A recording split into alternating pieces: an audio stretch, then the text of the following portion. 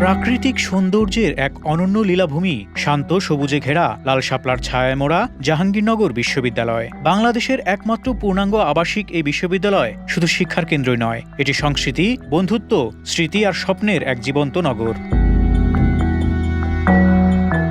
এই ক্যাম্পাসে উৎসব যেন কখনোই থেমে থাকে না। কখনো নাটক, কখনো গান, কখনো প্রতিবাদ, আবার কখনো বিদায়ের আবেগে ভেজা শিক্ষা সমাপনী আয়োজন।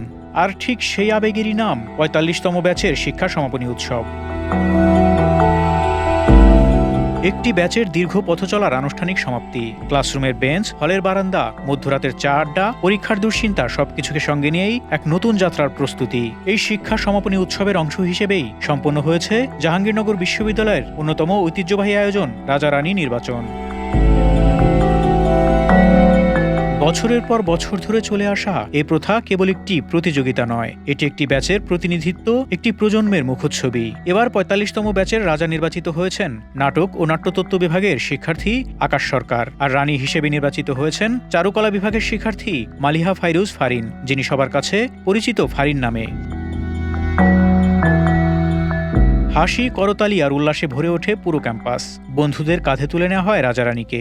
মুহূর্তেই তৈরি হয় স্মরণীয় সব দৃশ্য, যেগুলো ক্যামেরার ফ্রেমে নয়, থেকে যাবে হৃদয়ের ভেতরে। জাহাঙ্গীরনগর বিশ্ববিদ্যালয়ে রাজারানী নির্বাচন শুধু সৌন্দর্যের প্রতিযোগিতা নয়, এটি ব্যক্তিত্ব, অংশগ্রহণ এবং একটি ব্যাচের সম্মিলিত অনুভূতির প্রতিফলন।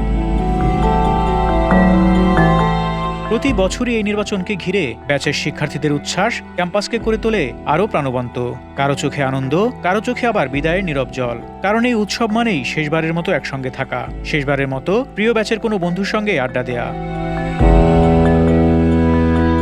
পুরো অনুষ্ঠান জুড়ে শোনা যায় ৪৫ ব্যাচের কয়েকজন শিক্ষার্থীর অনুভূতির কথা। কেউ বলছেন ৫-৬ বছরের বন্ধুত্বের গল্প, কেউ বলছেন সংগ্রামের কথা, কেউ আবার কৃতজ্ঞতা জানাচ্ছেন এই ক্যাম্পাসকে, এই সময়টাকে। আর রাজা রানী নির্বাচিত শিক্ষার্থীদের কণ্ঠেও একটাই অনুভূতি, এই সম্মান ব্যক্তিগত নয়, পুরো ৪৫ ব্যাচের। এরপর আনুষ্ঠানিকভাবে শুরু হয় ৪৫তম আবর্তনের শিক্ষা সমাপনী উৎসব। ৩ দিনব্যাপী এই আয়োজন জাহাঙ্গীরনগর বিশ্ববিদ্যালয়কে রূপ দেয় এক বিশাল উৎসবের নগরীতে। ১১ই ডিসেম্বর বৃহস্পতিবার বিকেল ৪টা থেকেই শুরু হয় ব্যাচের নিজস্ব সাংস্কৃতিক অনুষ্ঠান। গান, নাচ, নাটক, কবিতা মিলিয়ে এক আবেগঘন সন্ধ্যা। পরদিন শুক্রবার উৎসবের উত্তাপ আরও বাড়ে। আয়োজিত হয় বহুল প্রতীক্ষিত মেগা কনসার্ট। বিকেলে বর্ণাঢ্য র্যালি, আর রাতে আলোর ঝলকানিতে মঞ্চ দখল করে নেয় দেশের জনপ্রিয় ব্যান্ডগুলো। Shironamhin, Blue Jeans, Avoid Rafa, Subconscious, 4টি ব্যান্ডে জাঁকজমকপূর্ণ পরিবেশনায় গোটা ক্যাম্পাস যেন হয়ে ওঠে এক সঙ্গীত উৎসব। হাজারো শিক্ষার্থী একসঙ্গে গলা মেলান প্রিয় গানে, নাচে গানে, হাসিতে কয়েক ঘন্টার জন্য ভুলে যান আগামী দিনের অনিশ্চয়তা। আর সবশেষ দিন ১৩ই ডিসেম্বর, উৎসবের শেষ অধ্যায় গালা নাইট, একটি বিশেষ রাত যা শুধুমাত্র ৪৫তম ব্যাচের জন্য সংরক্ষিত।